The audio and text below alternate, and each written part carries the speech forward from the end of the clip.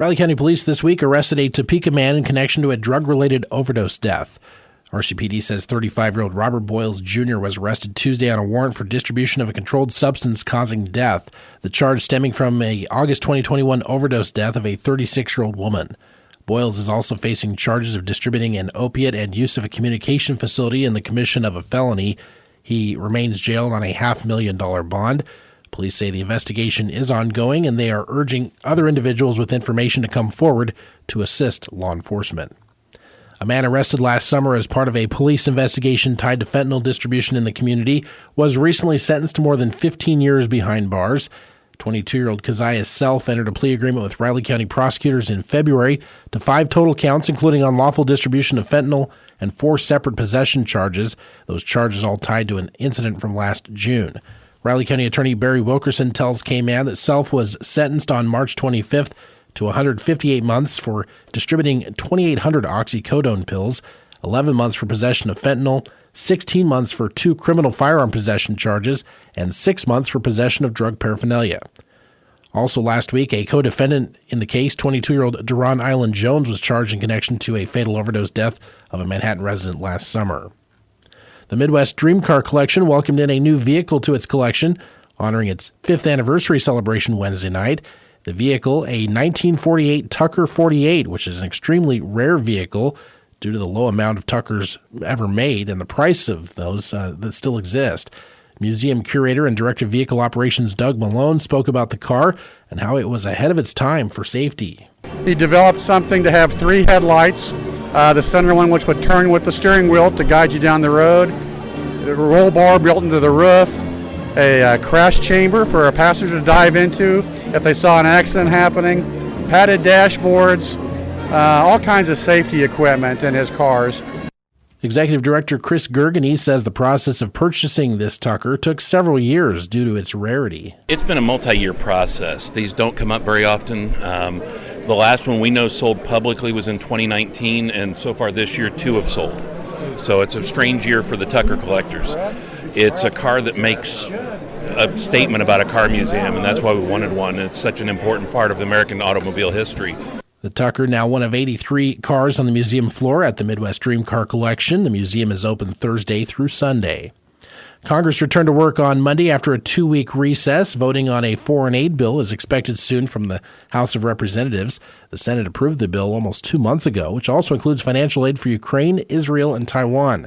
Senator Jerry Moran spoke about the issue earlier this month in a visit with News Radio KMAN, saying he voted in favor of sending more financial aid to Ukraine. I'm one who believes that it is the right thing to do, the necessary thing to do to help Ukraine succeed against this evil Putin and Russia in this invasion. A bipartisan majority approved over $95 billion of aid on February 13th, passing on a vote of 70 to 29. House Republicans, though, have been split on their support for foreign aid. And Representative Marjorie Taylor Greene of Georgia recently filed a motion that could push House Speaker Mike Johnson out of his position if he advances an aid package. Moran says he believes the bill is of the utmost importance for America's safety. This isn't just about helping Ukraine. In the process of helping Ukraine, we actually increase our national security, improve it. I am really certain that Russia, China, and others, Iran, and terrorist organizations are aligning in a way that's very dangerous and damaging to the future of America. So this is an important issue, and I consider it one of the most important votes I will cast or have cast. The city of Wamego quietly avoided a power blackout at the end of March thanks to their local power plant. The city purchases power through Kansas Municipal Energy Association but relies on Evergy infrastructure to deliver that power. City communications specialist Gabby Jensen says the power plant allows for the city to have electricity when other locations experience blackouts. Wamego avoided disruption that would have occurred during routine Evergy maintenance on March 28th thanks to the local power facility. We didn't want to get that out there. We wanted to make sure that everybody could do their thing, but the customers of Wamego didn't even know that this had to happen because we had the electricity covered for that day. So we are very proud of the power plant, especially for that day, but also for just always being ready to help out whenever there is a power outage or a blackout.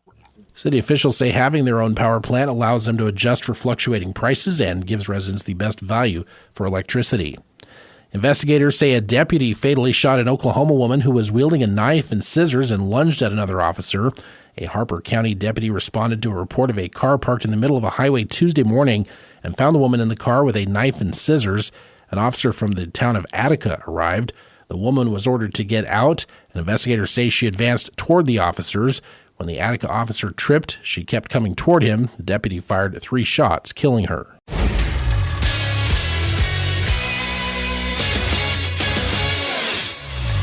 Good morning, I'm Troy Coverdale with your sports headlines as K-Man's Morning News continues. A 4-run 8th inning turned the K-State-Wichita State matchup at Twinton Family Stadium around last night as the Wildcats claim a W. Matt Walters was on the call for K-Man and has the update. Wichita State scored the first 3 runs of the ball game last night at Twinton Family Stadium before K-State's offense started to gain traction. The Wildcats would bounce back, scoring the final 6 runs with 2 in the 4th and then a 4 spot in the 8th inning. K-State walks away with a 6-3 win last night in Manhattan to improve to 21-10. The first 5 batters for K-State would reach base in the bottom of the 8th inning, and a clutch single, a pinch hit single from Daniel Rivera helped spark Kansas State to the victory. The Wildcats get the job done last night with a dozen hits. Brady Day was 3 for 4 in the ball game. Kalen Culpepper 2 for 4, and Jaden Parsons 2 for 4 as well, as the Cats again get the W 6-3 the final. 21-10 now are the Cats. Wichita State 19-15. Next up, a road trip into Big 12 territory in Norman this weekend. The Cats and Sooners get things rolling on Friday night. We'll have pregame coverage at 6. The first pitch from Elldale Mitchell Park at 6:30 here on KMAN. Again, the final last night in Manhattan. The Cats sweep the series from Wichita State, 6-3 Wildcats. I'm Matt Walters, News Radio KMAN. Vinny Pasquantino broke out of his early season slump with a homer and a career-high 5 RBI, leading the Royals to an 11-2 win over the Astros. Pasquantino went 3 for 3 with a single, double, homer, and a walk with 2 runs scored. The homer, a 4th-inning blast that capped a 10-pitch at-bat. Changeup hit high in the air, deep right field. Tucker's back, onto the track, at the fence, and it's gone! Vinny Pasquantino's got his first home run of the year! Pasquantino's homer came on the heels of a 7-run third that set up the team to win its 6th straight. Seth Lugo allowed 2 runs on 7 hits over 6 frames to take the win. The teams will wrap up that series this afternoon at 1:10. Coverage on News Radio KMAN gets underway at 12:30. Manhattan boys tennis with a busy week. Quads each of the past 2 days on their schedule. The Indians racked up 11 wins in 12 matches on Tuesday as they hosted a quad with Junction City, Marysville, and Highland Park. Drew Foltz claimed first in number 1 singles. Jacob Sue won first in number 2 singles. Chris Lee and Enoch Wang won number 2 doubles, and Holden Arthode Day and Samuel Byerly placed second in number 1 doubles.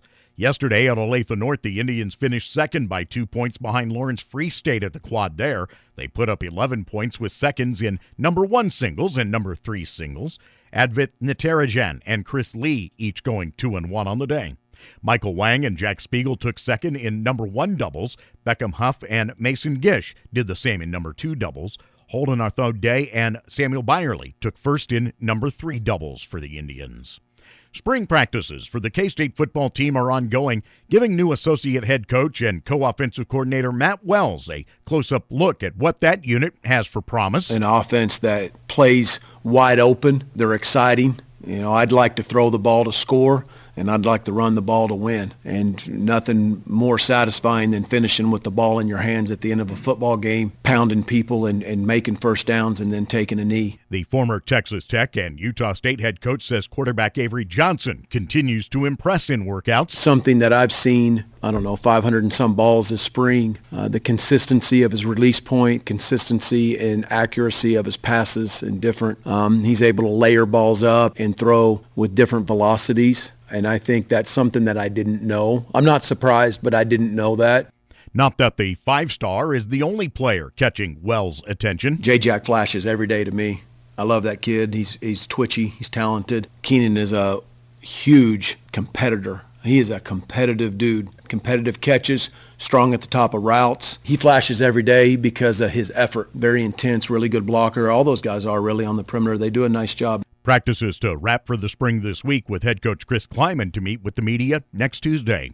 Dallas police say Chiefs wide receiver Rashee Rice now faces charges including aggravated assault after he and the driver of another speeding car caused a chain reaction crash on a Dallas highway last month. Police said arrest warrants have been issued for the 23-year-old on one count of aggravated assault, one of collision involving serious bodily injury, and 6 counts of collision involving injury. Rice's attorney said last week that the wideout had been driving a Lamborghini Sport utility vehicle when the crash occurred. The start of the Masters has been delayed to 9:30 Central Time. The first round originally scheduled to begin at this hour with Eric Van Rooyen and Jake Knapp going out in the first group. Tiger Woods is among those that is to see action today, but has been limited, playing just 24 holes in one tournament going into the Masters. This golf course is, when we came up here last weekend, it was in perfect shape, and it's only gotten better, which is hard to believe, but it has, and hopefully we will get the weather cooperate a little bit with us come Thursday. Storms, heavy rain, and strong winds, though, remain in the forecast throughout the day today.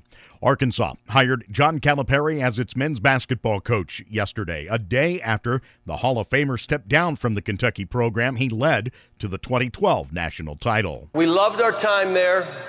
We gave every ounce of everything we had to that job, that state, and that school.